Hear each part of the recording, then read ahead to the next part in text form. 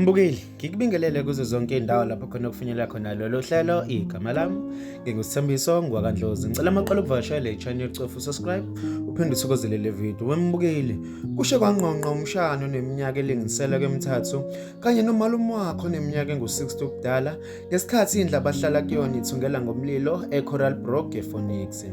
Ithimba labezimo eziphuthumayo, emergency response team, lifike endaweni yesigameko ngemuva kokuthola izingcingo eziningi ezicela usizo ngokuphazima kweso.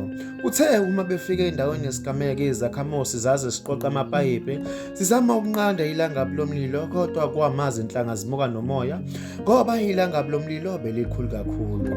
Bahlulekile ukuphuma elangabini lomlilo njengoba nendlu ibinama-bugle guide okwenza kube nzima ukuthi bephume endlini. Kuthiwa imbangela lomlilo namanje ayikaziwa. Mbukeli, udaba olubuhlungu kakhulu leli. Ngicela ubeke uvo lwakho ku-comment section mayelana nalolu daba. Ngizokubona kwenye ividiyo elandelayo. Usale kahle.